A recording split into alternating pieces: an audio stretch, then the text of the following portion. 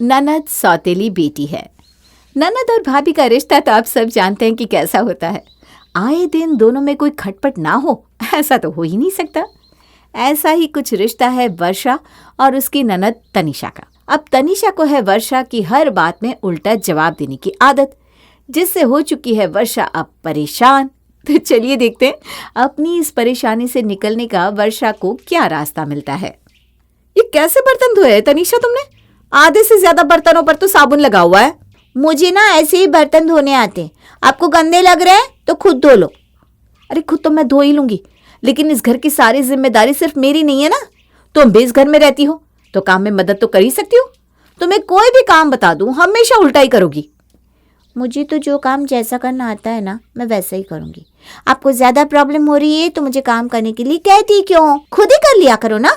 वैसे भी मुझे ये घर का काम करने के अलावा और बहुत काम है। देखो तो जरा कैसे कैंची की तरह जुबान चल रही है। तुझे अगर बहुत काम है ना तो मुझे भी है। अरे तो क्या मैंने ठेका लिया हुआ है घर का काम करने का?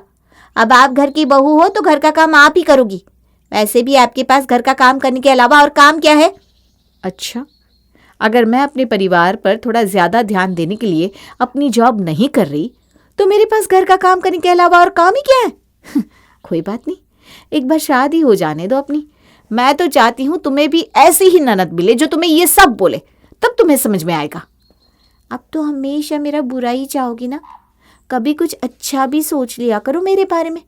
आपकी तो किस्मत अच्छी है जो मुझ जैसी ननद मिली, वरना आप कहाँ मेरी भाभी बनने के लायक थी। मेरी ना सब्र का बॉन्ड टूट रहा है। अब चुप हो जाओ तुम। सबके खाने का टाइम हो रहा है, वरना अच्छी तरह जवाब देती तुम्हें। अरे बहू, खाना तैयार हुआ कि नहीं? इतनी जोर से भूख लग रही है। हो गया माँ जी, बस अभी ला रही हूँ। खाना तो तुमने बनवाया नहीं, अब कम से कम इसे सर्व करने में तो मेरी मदद कर दो। हाँ हाँ ठीक है ना, कर रही हूँ। लाओ। दोनों मिलकर टेबल पर खाना सर्व करती हैं। आज खाना बनाने में कुछ ज्यादा ही देर नहीं लगा दी बहू। थोड़ा जल्दी जल्दी हाथ चलाया करो। पता है शाम को जल्दी खाना खाना होता है, उसके बाद भी देर से खाना बनाती हो। अब हर बात के लिए मुझे क्यों बोलती है माँ जी? मेरे पास घर में इतना काम होता है, अगर खाना बनाने में थोड़ी देर हो गई तो इसमें मेरी क्या गलती है? ये भी तो कॉलेज से आने के बाद खाली ही बैठी रहती है। इससे भी तो कभी बोला करो कि काम करवाने में मेरी मदद कर दे। मुझे पता था आप कुछ ऐसा ही बोलने वाली हो। पता भी है कि कॉलेज से आते ही मैं कितनी थक जाती हूँ। ऊपर से घर पर आकर मुझे अपनी पढ़ाई भी करनी होती है। आपके जिम्मे घर का काम है, वो भी आपसे नहीं होता। बस हर समय मेरे पीछे पड़ी रहती हो। अगर आपका बस चलता ना तो आप घर का सारा काम मुझसे ही करवाती। पता नहीं आपको मुझसे क्या दुश्मनी है। अरे कहाँ तुम लोगों ने खाना खाने के टाइम पर ये बहस करनी शुरू कर दी। और बेटा घर का काम होता ही कितना है। अभी तनिषा पढ़ रही है ना। आज तक मैंने तो कभी तनिषा से घर का काम नहीं करवाया। वो बेचारी अपनी पढ़ाई करेगी या घर का काम करेगी। तेरे लिए हमने एक घर का काम ही तो छोड़ा है, उसे तो तू बिना शिकायत के कर लिया कर। अरे लेकिन माँ जी। लेकिन कुछ नहीं बहू, तेरी सास जो भी कहती है बिल्कुल ठीक कहती है। चलो अब जल्दी से सब खाना खा लो, बहुत जोर से भूख लग रही है। अपने सास ससुर की बातों का मान रखते हुए वर्षा चुप हो जाती है। कुछ दिन बाद, माँ आज कॉलेज में पार्टी है तो मैं घर देर से आऊँगी। अच्छा, वैसे किस टाइम तक आ जाओगी तुम? क्यों, आपको क्या करना है? अब क्या आप मेरे आने जाने पर भी नजर रखोगी कि मैं किस टाइम घर से निकलती हूँ, किस टाइम घर वापस आती हूँ? अपने काम से काम रखा करो ना आप। अरे हद हो गई। मैंने तुमसे यही तो पूछा है ना कि तुम किस टाइम तक घर आओगी। इसमें इतना ओवर रिएक्ट करने वाली भला कौन सी बात है? तुम मेरी ननद हो, मैं क्या तुमसे इतनी सी बात भी नहीं पूछ सकती? अपना ये भाभी ननद वाला रिश्ता ना अपने पास रखो। और वैसे भी मैं माँ से बात कर रही थी, आपको हमारे बीच में बोलने की क्या जरूरत है? जब देखो तब मेरी हर एक छोटी छोटी चीज पर नजर रखती हो। तुम कुछ ज्यादा ही बोल रही हो तनिषा। अरे क्या हो गया बहू? और तनिषा किस समय घर से जाएगी, किस समय घर आएगी, ये सब वो हमें बता कर जाएगी ना। तुम्हें उससे ये सब पूछने की क्या जरूरत है? सच कहा माँ। और आप मेरी भाभी हो ना तो भाभी बनकर रहो, माँ बनने की कोशिश मत करो। कब तक घर आ जाओगी? आज तो हद ही होगी। मैं तो सिर्फ तुमसे इसलिए पूछ रही थी कि अगर जल्दी आओगी तो रात को तुम्हारा खाना बना लूंगी, और अगर देर से आओगी तो मतलब कि खा कर आओगी। लेकिन तुम्हें तो मेरी किसी बात का सीधा जवाब देना ही नहीं है। और तो और आप लोग भी हर बात में सिर्फ इसी का साथ देते हो। वर्षा गुस्से में वहां से चली जाती है। कुछ दिन बाद वर्षा का पति अनमोल उसके लिए एक साड़ी लेकर आता है। वर्षा उसे पहन कर आती है। क्या बात है बहू, तेरी साड़ी तो बहुत ही सुंदर लग रही है। थैंक यू माँ जी। इतना खुश होकर थैंक यू बोलने की क्या ज़रूरत है? माँ ने बोला साड़ी बहुत अच्छी लग रही है, लेकिन पहनने वाली बिल्कुल अच्छी नहीं लग रही। आप तो कुछ भी पहन लो, आपके ऊपर कुछ भी अच्छा नहीं लगता।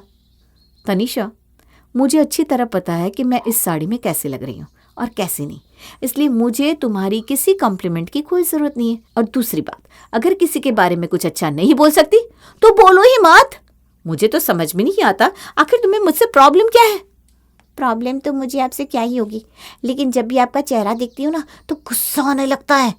देख लीजिए माँ जी इसकी बातें, अब अगर मैं इसे कुछ कह दूंगी ना तो इसका मुंह बन जाएगा। अरे बहू, तू क्या छोटी छोटी बात के लिए बुरा मानती है? ये तो भोली है, मजाक करती रहती है। अब ननद अपनी भाभी से मजाक नहीं करेगी तो और किससे करेगी? अच्छा, अगर मैंने इसके साथ एक भाभी वाला मजाक कर दिया ना तो पूरे घर में हल्ला मचा देगी। मैं इसे कुछ बोलती नहीं, उसके बाद भी उसके ऐसे तेवर है। जिस दिन बोल दिया उस दिन तो न जाने क्या करेगी। अरे क्यों सर में दर्द कर रही हो भाभी? माँ ने बोला ना मैंने मजाक किया तो मजाक समझ लो, बाकी बोलती तो मैं हमेशा सच्ची हूँ। अरे बस अब चुप हो जा और जाकर अपने कमरे में पढ़ाई कर, और बहू तो जाकर खाना बना ले। इस घर में और काम ही क्या है मेरा? झाड़ू पोछा, बर्तन कटका, कपड़े, खाना। मुझे तो ऐसा लगता है कि मेरी पूरी जिंदगी ऐसे ही बीत जाएगी। एक तो पूरा दिन यहाँ पर इतना काम करो, ऊपर से इसकी फालतू बकवास सुनो। अरे क्या मन मन में बड़बड़ा रही है? जा अब खाना बना। वर्षा गुस्से में खाना बनाने लगती है। अरे दाल चावल तो किचन में खत्म हो गए। हाँ, राशन वाले कमरे से जाकर लाने पड़ेंगे। वर्षा दाल चावल लेने के लिए राशन वाले कमरे में जाती है। तभी उसे अपने सास ससुर के कमरे से कुछ खुसुर पुसुर की आवाज़ आती है। ये दोनों इस तरह घबराए हुए क्या बात कर रहे हैं? ज़रा सुनो तो। मैंने आपको कितनी बार कहा है ये पेपर्स घर पर मत रखा करो।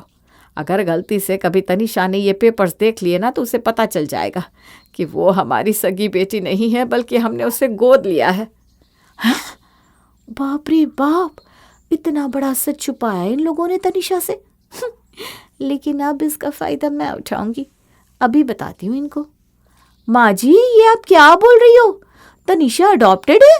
मतलब वो आपकी सगी बेटी नहीं है? हे भगवान, आपने अपनी फूल जैसे बच्चे से इतना बड़ा सच छुपाया। लेकिन तनिषा को इस बारे में पता होना चाहिए। भला किसी की जिंदगी का इतना बड़ा सच उससे छिपा थोड़ी ना रहना चाहिए। मैं अभी तनिषा को सब कुछ बता देती हूँ। अरे नहीं नहीं नहीं, ये तो क्या बोल रही है बहू? ये बात तनिषा को कभी भी पता नहीं चलनी चाहिए, वरना उस पर क्या बीतेगी। बीत तो अब तक मुझ पर रही थी माँ जी। अरे ये मन मन में क्या सोचती रहती है? कुछ बोल बहू। देखिए, मुझे तो जो बोलना था मैंने बोल दिया माँ जी। तनिषा मेरी ननद है और उसकी भाभी होने के नाते मैं उससे इतनी बड़ी बात नहीं छुपा सकती। ना बाबा ना, मैं अपनी ननद के साथ इतना बड़ा धोखा नहीं कर सकती। नहीं बहू, देख ऐसा मत बोल। देख, तू हमें जो बोलेगी ना हम तेरी सारी बात मानेंगे, लेकिन तू ये सब तनिषा को मत बताना। चलो ठीक है, अब आप इतना कह रही हो तो मान लेती हूँ। लेकिन अभी जो आपने कहा ना, अपनी यही कही हुई बात ज़रा याद रखना। चलती हूँ मैं। वर्षा को अब पता चल चुका था अपनी ननद का ऐसा राज जिसके ज़रिए वो बड़े ही आराम से घर वालों को अपने इशारों पर नचा सकती थी।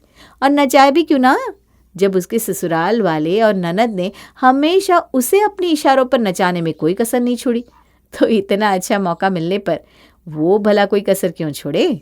अगले दिन, अरे भाभी, आज आपने सबका नाश्ता नहीं बनाया क्या? जाओ जाकर कुछ अच्छा सा बना दो, कब से यहीं पर बैठी हुई हो। देख लो माँ जी, आपकी लाडली किस तरह मुझसे बात कर रही है। वैसे ना मेरा आज कुछ भी बनाने का मन नहीं है। मैं सोच रही थी आज माँ जी के हाथ के आलू के पराठे मिल जाते तो खाने का मज़ा आ जाता है ना माँ जी? क्या अब आप चाहती हो कि माँ आपके लिए आलू के पराठे बनाए?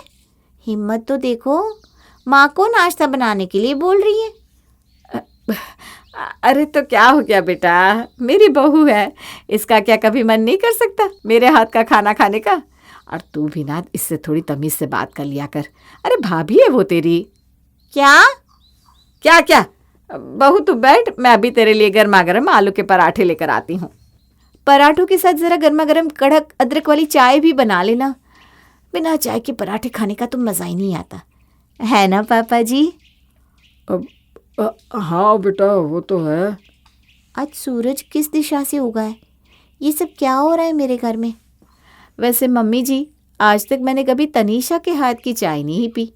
वैसे तो कभी आपके हाथ की चाय भी नहीं पी, लेकिन आज पता नहीं क्यों मेरा स्पेशल तनीषा के हाथ की चाय पीने का मन कर रहा है। आप मेरे लिए गर्मा गर्म आलू के पराठे बना दो और तनीषा मेरे लिए आज चाय बनाएगी। क्यों? मैं क्यों चाय बनाऊंगी, वो भी आपके लिए? बिल्कुल नहीं। अरे क्यों नहीं, बहू ने बोला ना उसे तेरे हाथ की चाय पीनी है, तो चल मेरे साथ आकर चाय बना। जब देखो तब काम से बचती रहती है। माँ? अरे क्या माँ, चल जल्दी। ये सब देखकर तनीषा को तो कुछ समझ में नहीं आता कि उसके घर वालों को आज हो क्या गया है, लेकिन वर्षा को ये सब देखकर बहुत मजा आता है। आज मेरे दिल को मिल रहा है सुकून। अभी तो देखते जाओ रोज रोज क्या क्या करवाती हूँ सबसे। सविता गर्मा गर्म आलू के पराठे और तनीषा गर्मा गर्म कड़क चाय टेबल पर सर्व करते हैं। वर्षा सबसे पहले चाय की घूंट भरती है। छी छी छी, ये चाय बनाई है तुमने?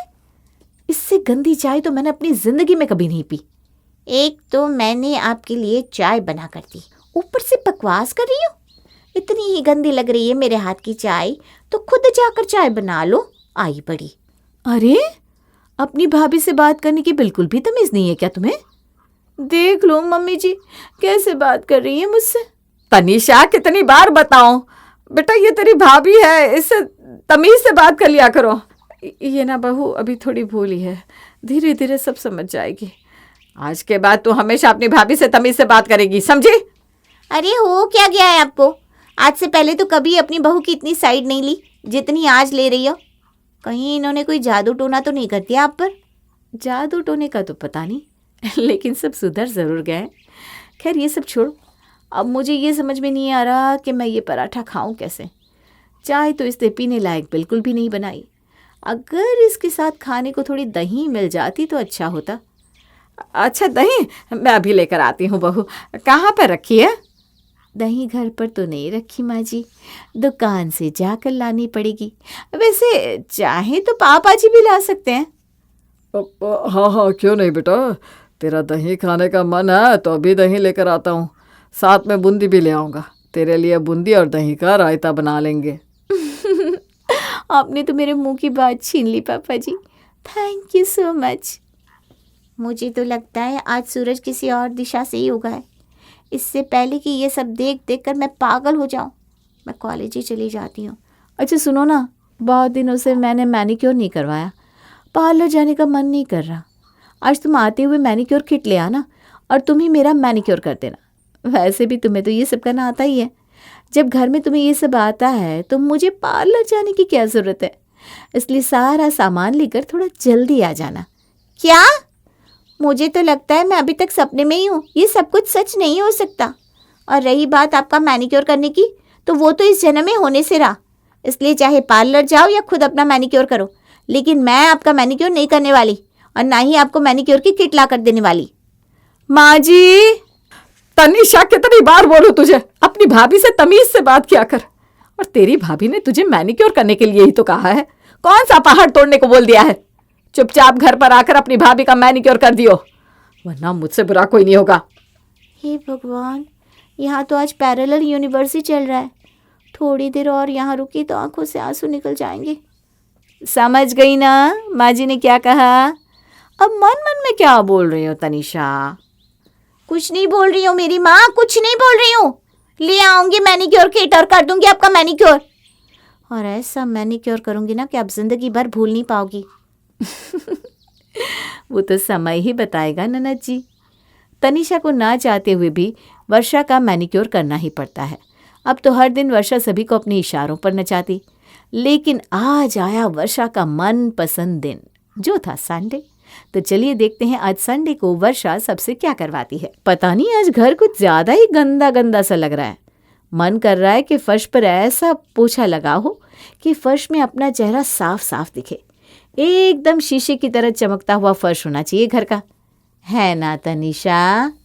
अगर इतना मन कर रहा है चमकता हुआ फर्श देखने का तो पोछा लगा लो इस पर। मुझसे क्या पूछ रही हो? अब तुमसे तो पूछना ही पड़ेगा ना, क्योंकि पोछा तो तुम ही लगाओगी। क्या? मैं? और पोछा लगाऊंगी? पोछा लगाए मेरी जूती। माँ जी। तनिषा बेटा, तुझे कितनी बार कहा है अपनी भाभी की बात माना कर।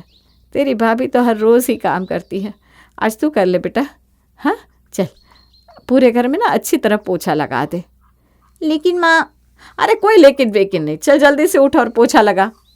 तनिषा को ना चाहते हुए भी अब घर में पोछा लगाना पड़ता है, लेकिन तभी वर्षा के मन में कुछ और खुराफात सूझती है। अरे अरे, ये कैसे पोछा लगा रही हो तनिषा? इस पोछे से अच्छी तरह फर्श साफ नहीं होता। तुम ना हाथ से निचोड़ कर बैठ कर पोछा लगाओ, तब फर्श चमकेगा। एक तो मैं यहाँ पर पोछा लगा रही हूँ, ऊपर से इनकी ये बातें भी सुनो। मैं पोछा लगा रही हूँ ना, यही बहुत बड़ी बात है। अब मेरा दिमाग ज़्यादा खराब मत करो। ये क्या तरीका है अपनी भाभी से बात करने का? बोला ना बहू ने कि हाथ से निचोड़ कर पोछा लगा लो, तो वैसे ही लगाओ। पापा आप भी। थैंक यू पापा जी। चलो चलो चलो, जल्दी जल्दी हाथ से पोछा लगाओ। वर्षा को एक छोटा सा सीक्रेट पता चलने से वो घर में सबकी अकल ठिकाने लगा देती है और तनिषा के बड़े हुए खामखा के तेवर अपने आप ठिकाने पर आ जाते हैं।